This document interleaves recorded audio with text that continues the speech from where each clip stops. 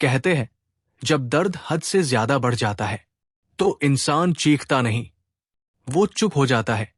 और उसकी यही चुप्पी एक दिन सबसे बड़ा फैसला बन जाती है। ये कहानी है एक ऐसे पति की जो रोज अपनी पत्नी का टॉर्चर सहता रहा, उसकी आवाजें सुनता रहा, उसका अपमान झेलता रहा।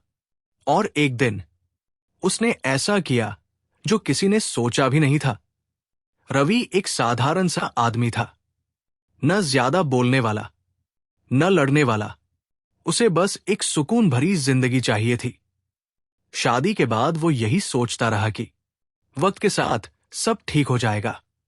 लेकिन उसकी पत्नी सीमा, वो हर बात में कमी निकालती थी। रवि क्या पहनता है, कैसे बोलता है, कितना कमाता है, सब कुछ उसे गलत लगता था। हर सुबह ताने से शुरू होती थी, हर रात अपमान पर खत्म होती थी। सीमा की आवाज ऊंची होती चली गई और रवि की आवाज धीरे धीरे खामोशी में बदलती चली गई। वो जवाब दे सकता था, लेकिन उसने चुप रहना चुना। वो लड़ सकता था, लेकिन उसने सहना चुना, क्योंकि उसे लगता था शायद यही प्यार निभाने का तरीका है। बाहर की दुनिया में सीमा एक आदर्श पत्नी थी। मुस्कान, मीठी बातें और सबके सामने एक परफेक्ट चेहरा। लेकिन घर के अंदर वही मुस्कान जहर बन जाती थी। रवि को बार बार बताया जाता था कि वो किसी लायक नहीं है, कि उसकी वजह से जिंदगी खराब हो गई है। और एक दिन सीमा ने वो शब्द कह दिए जो किसी भी इंसान की रूह तोड़ सकते हैं। मर क्यों नहीं जाते तुम?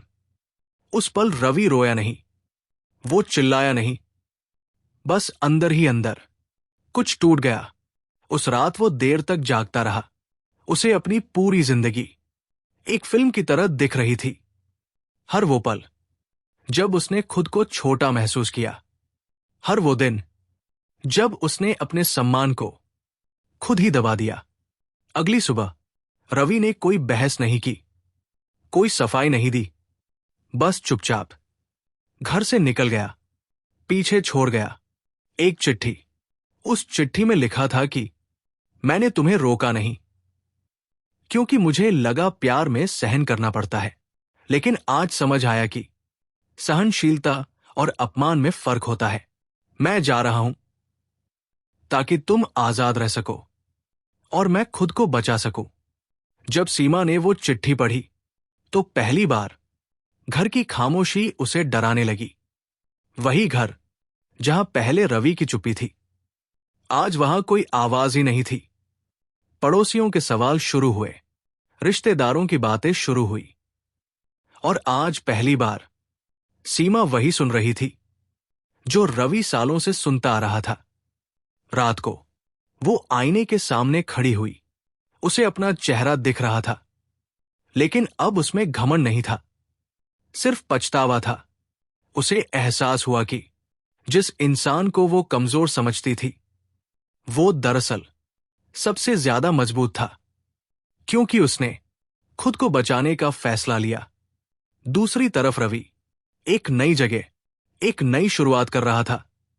उसके पास ज्यादा कुछ नहीं था, लेकिन उसके पास सुकून था। कई हफ्तों बाद सीमा उससे मिलने आई। इस बार उसकी आवाज में गुस्सा नहीं था, डर था। उसने माफी मांगी, उसने सब ठीक करने की बात की। लेकिन रवि ने शांत होकर कहा, कुछ जख्म माफी से नहीं भरते और प्यार में डर नहीं होना चाहिए। वो उठकर चला गया, पीछे मुड़कर नहीं देखा, क्योंकि कभी कभी चुप रहना कमजोरी नहीं होता। कभी कभी चुप रहना खुद से किया गया सबसे बड़ा वादा होता है। ये कहानी किसी एक पति पत्नी की नहीं है, ये कहानी उन सब की है जो रोज सहते हैं लेकिन बोल नहीं पाते। याद रखिए, हर रिश्ता निभाने के लिए नहीं होता, और जहां सम्मान खत्म हो जाए वहां चुप रहना प्यार नहीं, खुद से गद्दारी होती है।